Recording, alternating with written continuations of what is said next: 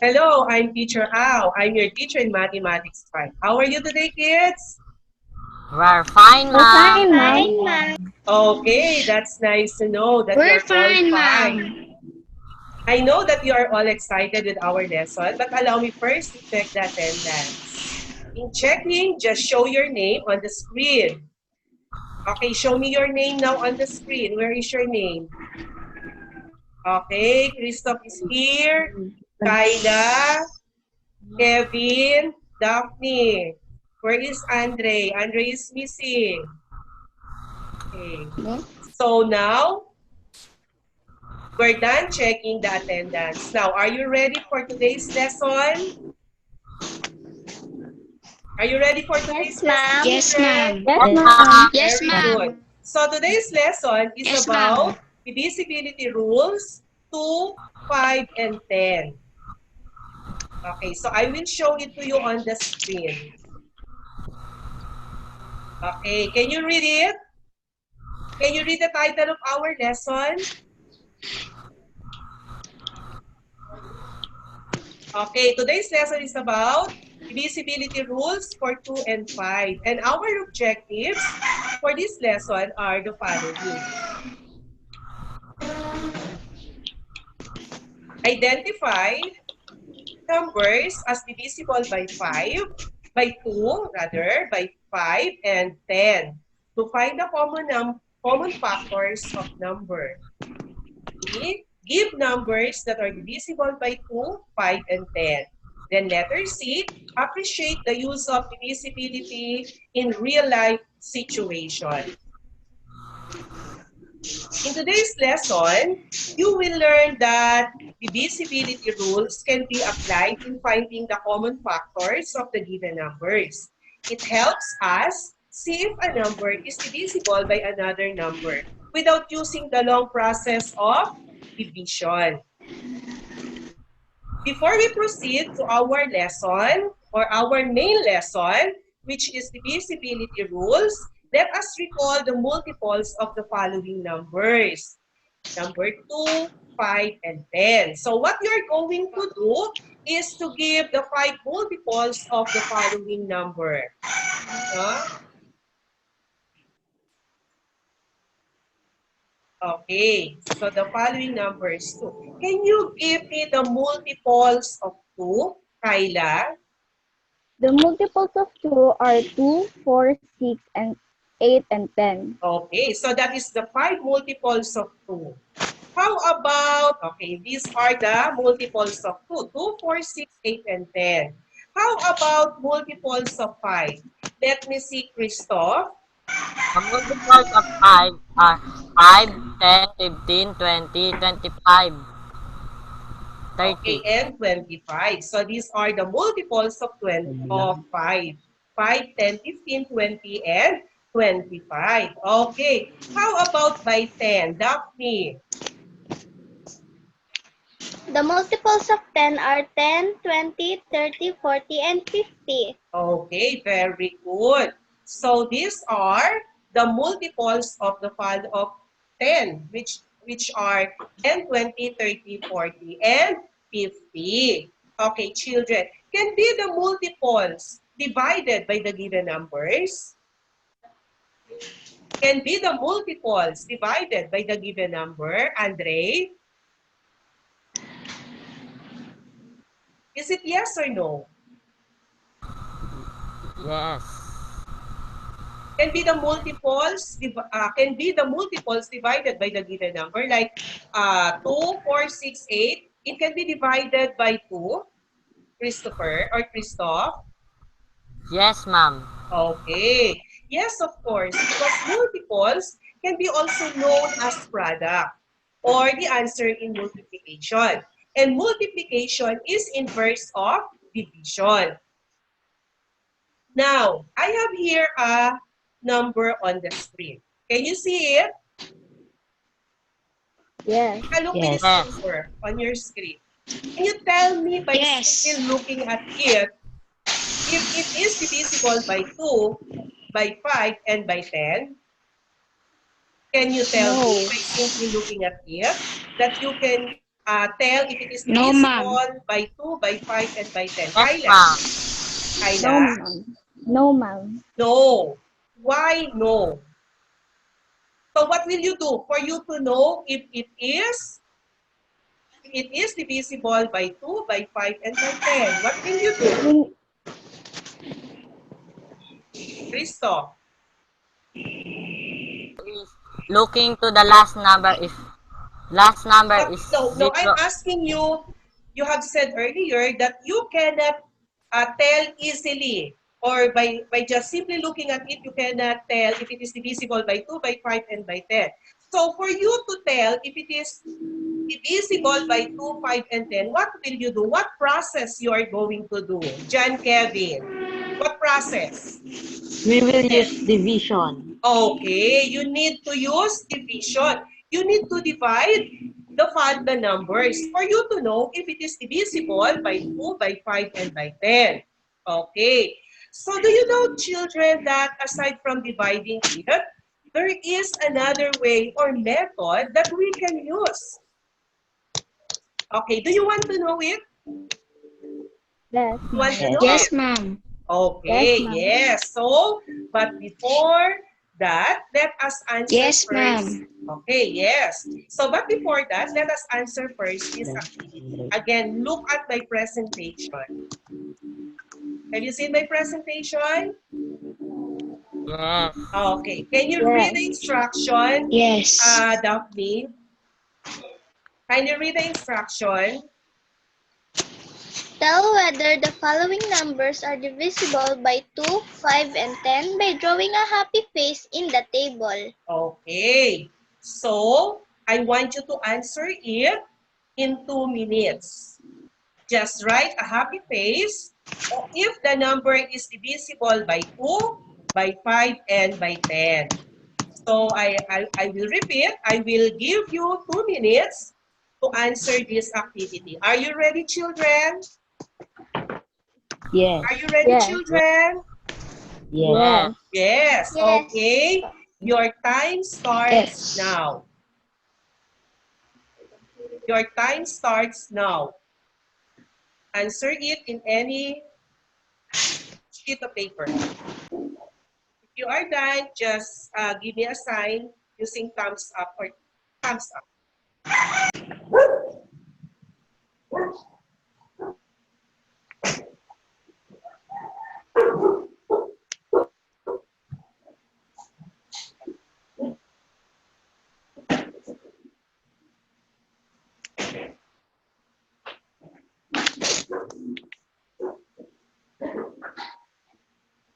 Are you done?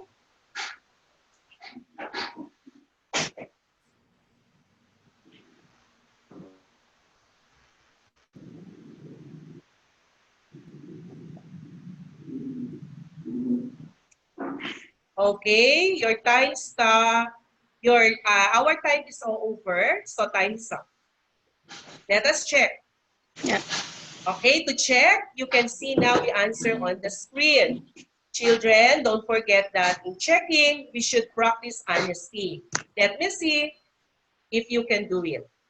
Okay, are you ready? Okay, this is now the answer.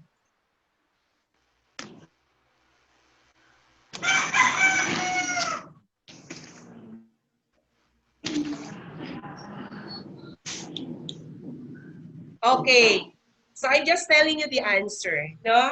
For number 1, 1,635, it is not divisible by 2, so only for 5.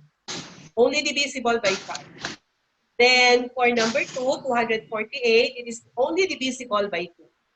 Then for number 3, it is divisible by 2. For number 4, it is divisible by 2, 5, and 10. Then for number 5, it is also divisible by 2, 5, and 10. So, how many got 5?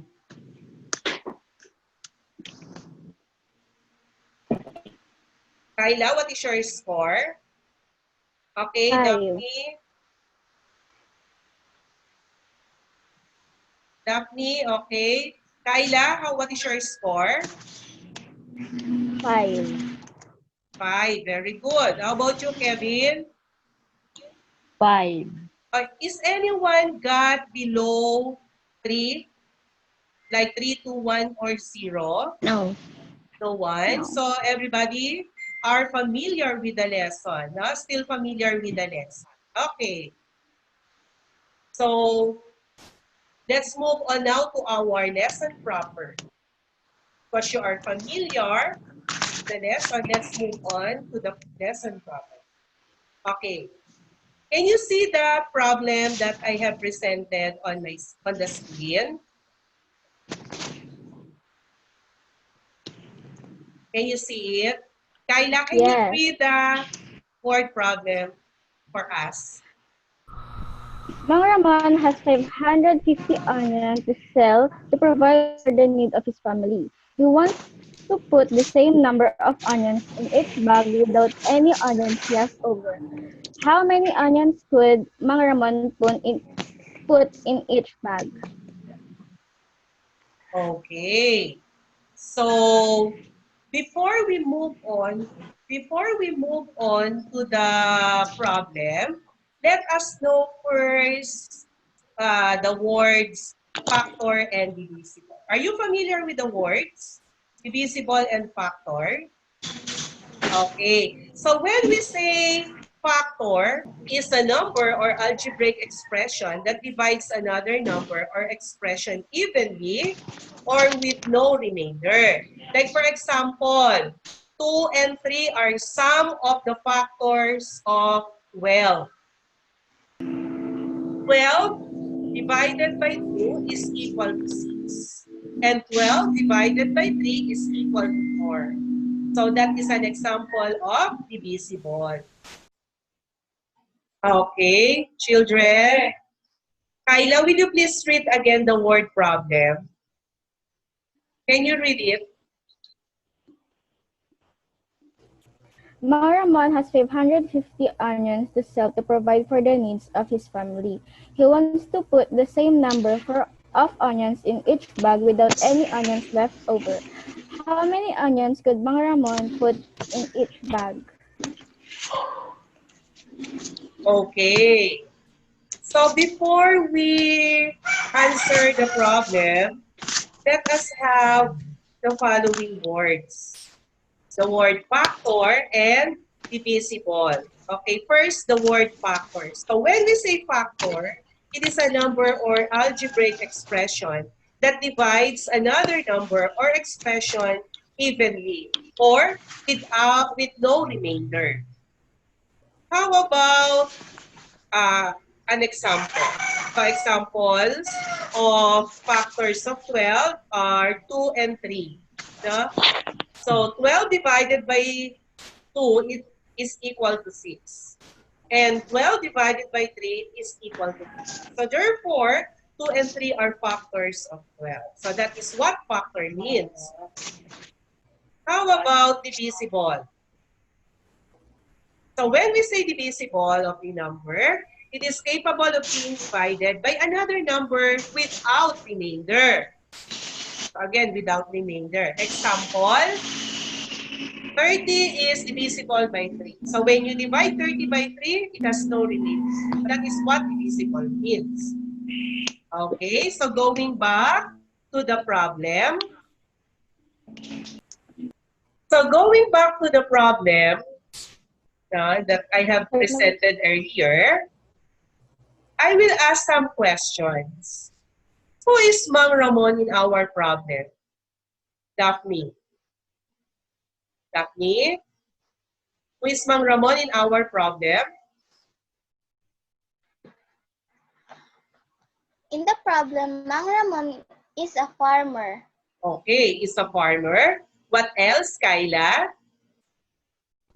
Mang Ramon is a father or a provider of the needs of his family. Okay, he is a father or a provider of the needs of his family. Very good. So then, what did he do for a living? Andre, what did Mang Ramon do for a living? He sold onions for the living of his family. Okay, he sold onions. So how many onions Mang Ramon have to sell? Daphne? Mang Ramon has 550 onions to Okay, he has 550 onions to sell. And what kind of father is Mang Ramon? Andre, what kind of father is Mang Ramon? Mang Hello? Ramon is a responsible Mang Ramon is a responsible father Why? Why did you say that he is responsible? because he provides the needs of his family. Okay, very good. So Mang Ramon is a responsible father because he provides the need of his family. What else can you say about Mang Ramon? Daphne?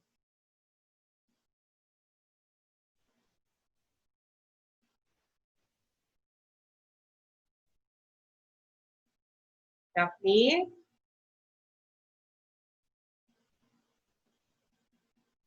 Cristo?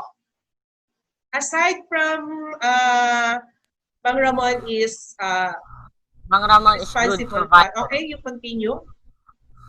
Mang Ramon is good good provider Oh, because he provides his family. okay, he is a good provider because he provides what his family needs. Very good. So, how about your children? Being a son and daughter of your mother or of your parents, how will you become a responsible member of the family? Anyone? How will you become a responsible member of the family? Give me one, Kyla. As a member of a family to be responsible is helping my parents to is Okay, helping my parents helping. to do the house chore. My Okay, parents to do the house chore. again, Kyla. Okay, as a member As of the family, to be as the responsible member is to help your parents in doing some parents household chores. Okay, what else? Daphne. What else, Daphne? as a member of the fam as a member of the family, I will show that I am responsible by not spending too much money on not so important things. Okay, very good. For not spending too much money in not so important things. Very good. So, how about the question asked in the problem? What is it? Can you read it again, Christoph? How many onions could Mang Ramon put in each bag? Okay, can we answer that question immediately? Huh? Can we no. answer that question immediately? No, isn't it? So, okay. How about the given facts in the problem? What are the given facts, Kyla? The given facts are to 550. 550 onions. Okay. So, what else aside from that? What 2, do you think 5, that and we're going to use as given facts aside from 550? Kyla, continue. 2, 5, and 10. Okay, 2, 5, and 10 because that is our lesson for today. Isn't it? We are going to Yes. use divisibility rules 2, 5, and 10. So what should you do to solve the problem? Christoph, what should you do We to solve the problem? will divide. Okay, you are going to divide it by 2, by 5, 5. and by 10. Okay. So, correct. You need to divide it for you to know how many onions that Mang Ramon can put in each bag. So, what is your answer to the question asked? If Mang Ramon put if Mang Ramon placed it in a bag, so what will be your answer? Anyone from the group, Andre? So we are in divisibility rule 2, 5, and 10. So meaning you are going to divide it by 2, by 5, and by 10. So if you divide it by 2, how many bags? Or how many onions can Mang Ramon place in a bag? Answer, Christoph. If we divide it by 2, Mang Ramon, Continue. We will divide it by 2. 550 divided by 2 equals 275 onions. So meaning, Mang Ramon can put 275 onions in each bag. Okay, how about if you divide it by 5? How many onions? Daphne.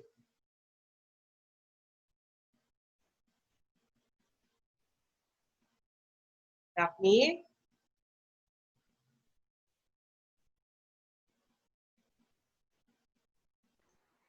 If we divide 550 by 5, the answer we will get is 110. So meaning to say, Mang Ramon can put 110 onions in one bag. No? Okay, how about if you divide it by 10?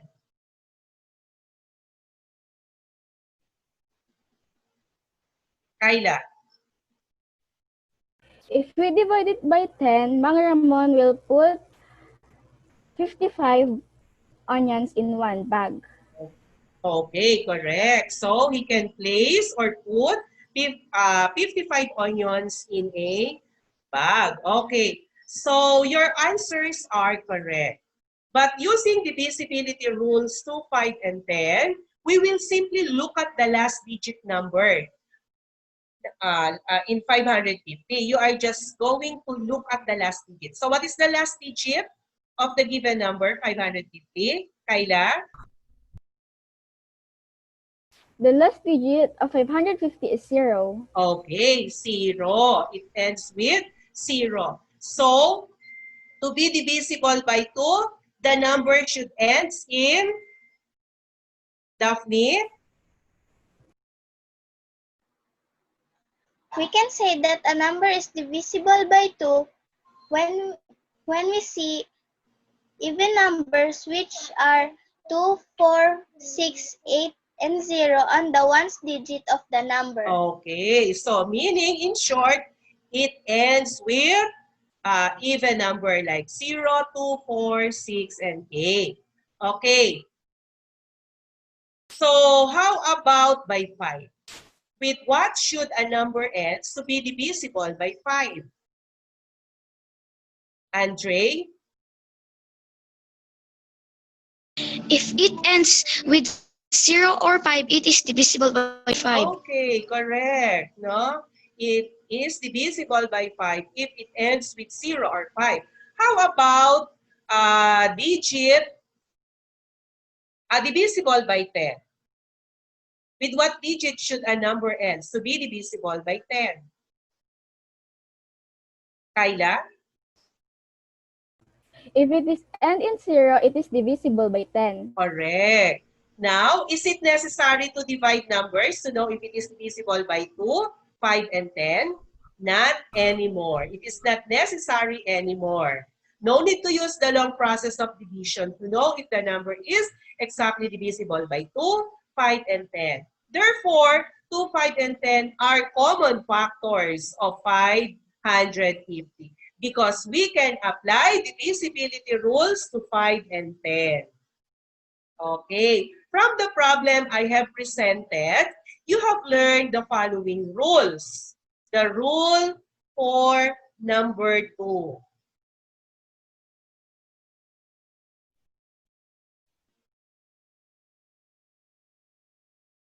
And the rule for 2. Can you read it on the screen? Can you see it? Yes. Okay, so this is the rule for 2. A number is divisible by 2 if the ones digit is even number. Example, 4,376. So what is the last digit? 6. The number ends in 6, right? It is an even number. Therefore, it is divisible by 2. Okay. This time, I want you to give me an example of divisible by 2. Okay, Andre, can you give me an example of number divisible by 2?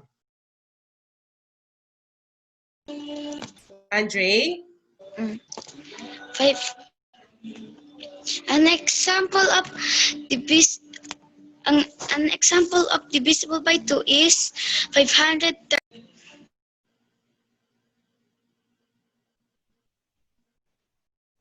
Another? Christoph? 3,872. Okay. How about you, Kyla? 6,228. Correct. So this time, let's move on to the next divisibility rule, which is number 5. So the rule for 5, a number is divisible by 5 if the ones digit is 0 or 5. Okay, example is 14,760. It ends with 0. So and another example is 5,265, ends with 5. So these are numbers that end in 0 and 5. Therefore, it is divisible by 5. How about you, children? Can you give me an example? Daphne? An example of a number that is divisible by 5 is 72,925. Okay, correct. So let's move on to the last rule. The rule for 10. A number is divisible by 10 if the ones digit is 0. Example is 11,920. So it ends with 0. Therefore, it is divisible by 10. Give me an example. Christo. 11,000.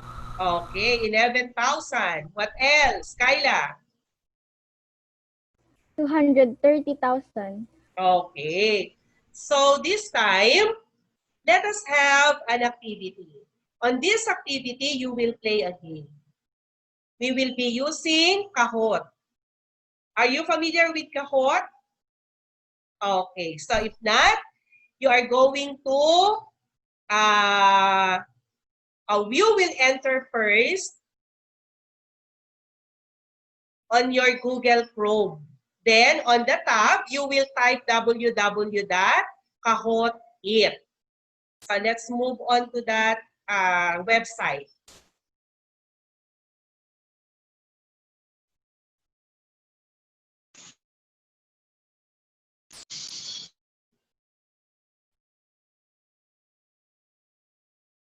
Okay, just wait a minute.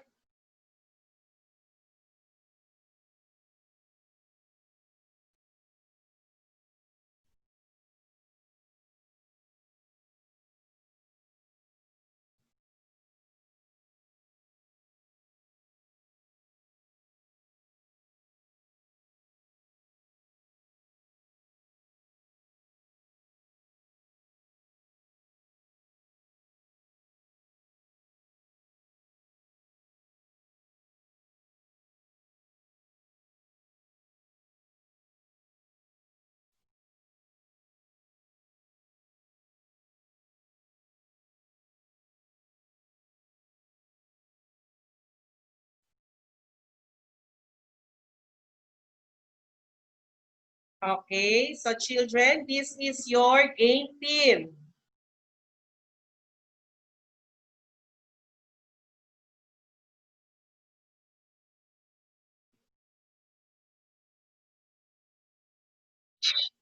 Okay, 7, 7, 1, 2, 8, 5. I will repeat.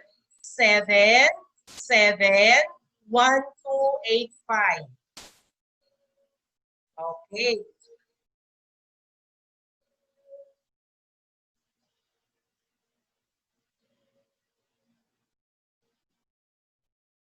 I can see now Christoph already in. Where are the others?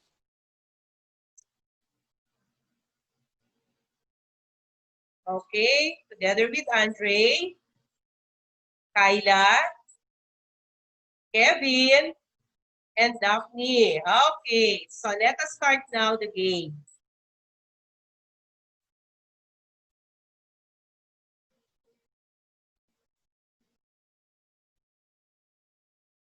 Okay, so can we start now the game? Okay, so ready.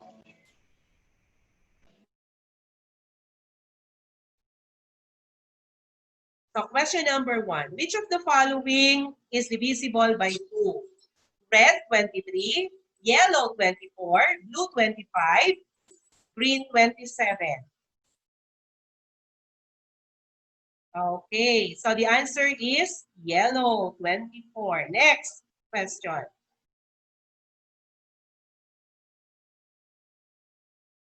Number 2. Which of the following is divisible by 2? Red 40, orange 43, blue 45, green 47. Okay, the answer is 40.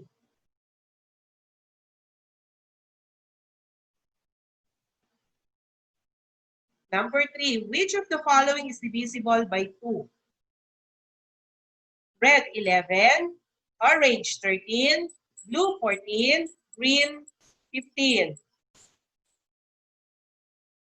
Okay, the answer is blue. Next one. Question number 4. Which of the following is divisible by 2?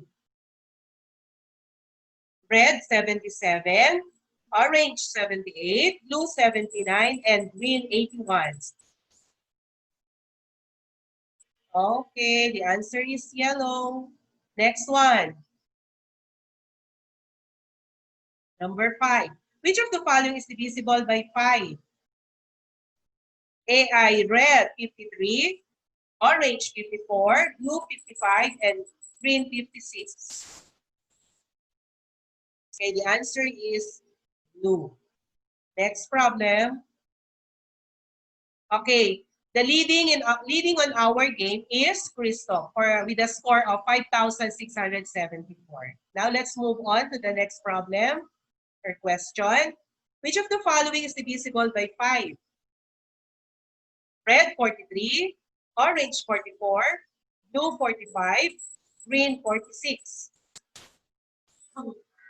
Okay, the answer is blue. Next one. 7th question. Which of the following is divisible by 5?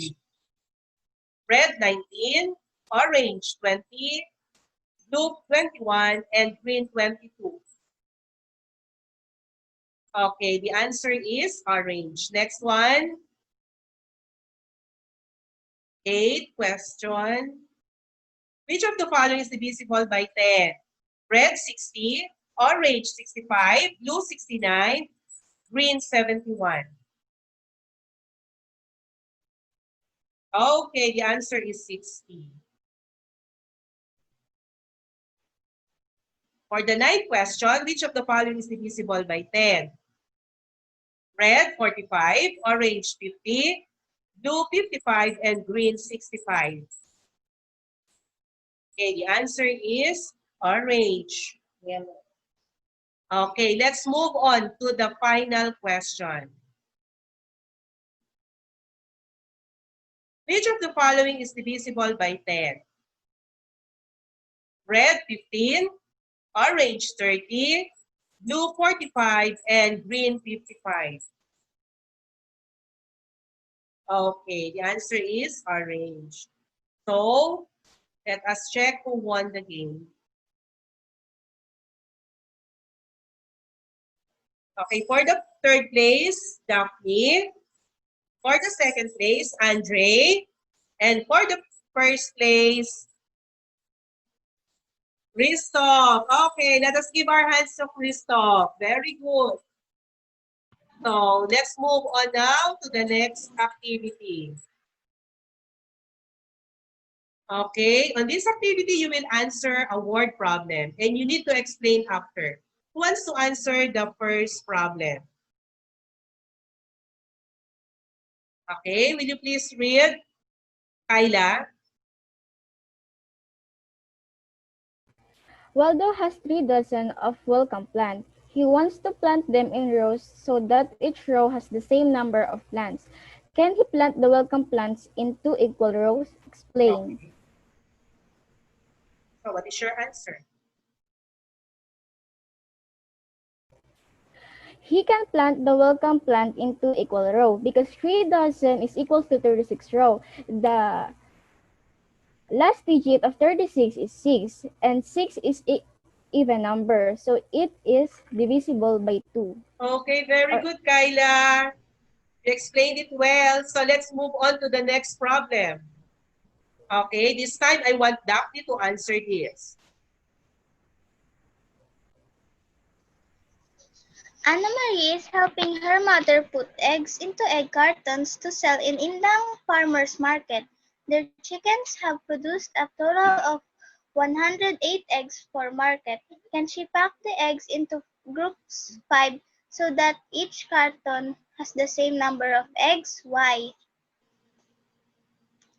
Anna Marie can't pack 108 eggs, can't group 108 eggs into 5 because 108's one digit is 8. The number that's supposed to be divisible by 5 is 5 or 0, but 108's one's digit is 8. And it is not divisible by 5, right? So it is not divisible by 5. Correct. Very good. So this time, let us have this one. Let's move on to another activity. On this activity, you will identify the numbers, both divisible by 2, 5, and 10. Okay, when I say both divisible, it must be divisible by 2, by 5, and by 10. Not only by 2, not only by 5, but it should be 2, 5, and 10. Understood? Okay, give me one. Daphne. 33,240 is divisible by 2, 3, and 2, 5, and 10. Okay. So later on, we will check if it is correct. Now, another one. Another one. Andre. Another number. 67,870 is 67,870 is divisible by 2, 5, and 10. Okay, correct. Another. Christoph. 34,530 is divisible by 2, 5, and 10. Correct. What else, Kyla? 34,565 is divisible by Okay. Some more other numbers that divisible by 2, 5, and 10? 34,690 is divisible by 2, 5, and 10. Okay, correct. So let us check if all your given numbers are correct. So this is it. Okay, so 43,650. Another is, okay, that's it. And so on. Okay. Okay. So all that you have given are all correct. They are all divisible by 2, 5, and 10. Therefore, these number are factors of 2, 5, and 10. Na? Okay. So to deepen your knowledge about divisibility rules, I have here a Venn diagram. Ayan. So, in this Venn diagram, you are going to give me how you interpret the Venn diagram. Ayan. Okay, anyone can give an interpretation of the Venn diagram? Kyla?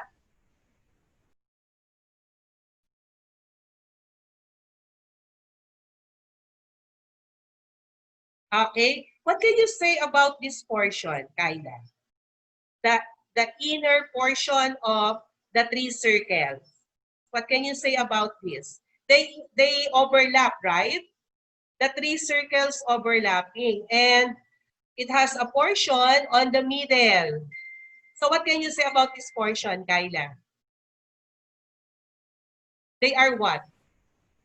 They are all? They are all divisible by 2, 5, and 10. Okay. So they are all divisible by 10. When you put a number here, that number can be divisible by 2, by 5, and by 10. How about in this part?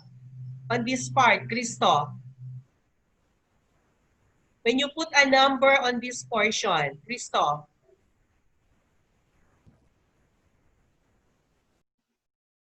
where is Christo? Anyone In can that help? in that Okay, portion, Chris. you can only put numbers that are divisible by 2. Okay. So in this part of the circle, you can only put a number here that can be divided by 2. Correct. How about on this part? Overlapping of circle 5 and 10. Andre. In that overlapping of the circle, we can only put the numbers that is divisible by 5 and 10. Okay, but by 5 and 10. Okay. So how about on the pink circle that I am pointing? Daphne. In that part of the circle, that is where we put the numbers that are only divisible by 5. Correct. Very good. And lastly, how about this one? Uh, Kevin. I forgot Kevin. Sorry, Kevin. The portion, it means that that portion only is divisible by 10. Okay, you can put number here that are divisible by 10. Very good. So meaning to say, you really understand our lesson.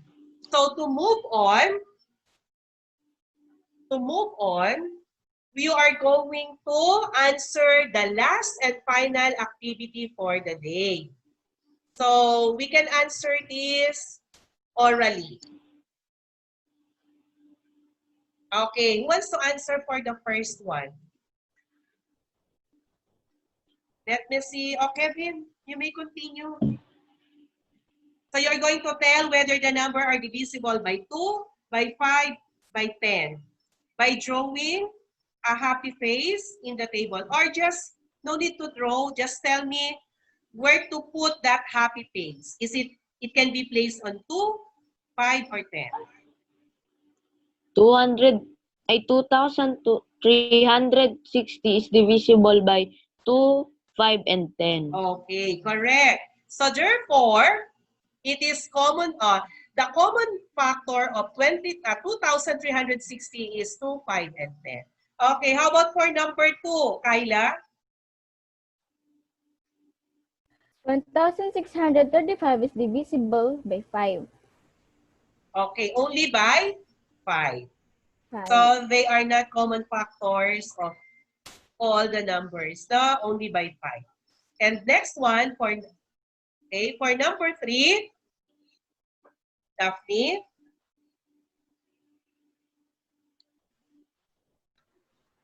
248 is divisible by 2 and 2 only.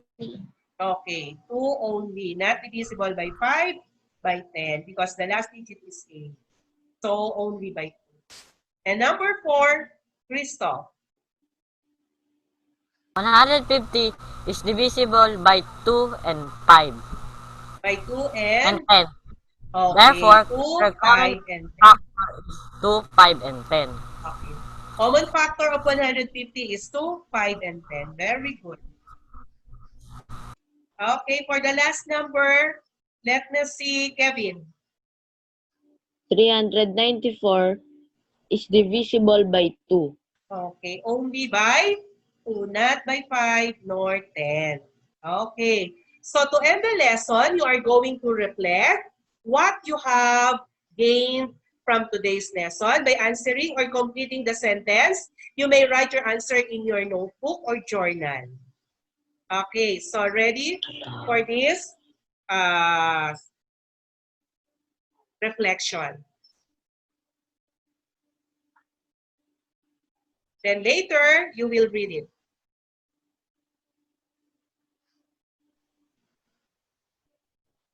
Okay, anyone can read what you have understand and realized about our lesson? Anyone from the class? Kyla, can you read your reflection?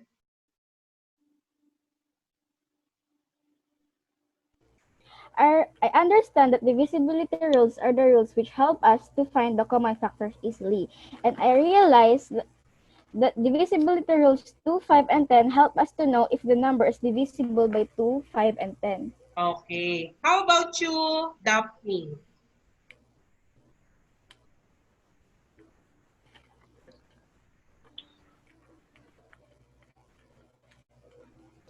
I understand that there is an easier and faster way to divide numbers, and it is by using the, the divisibility rules. And what you have realized?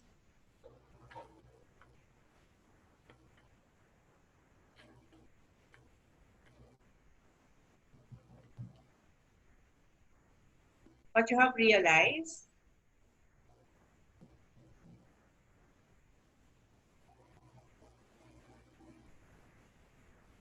How about you, Andre? What you have realized? I realize that using divisibility rules can be applied in finding the common factors of a number. Okay, very good. That's it. So, let's end our lesson for today.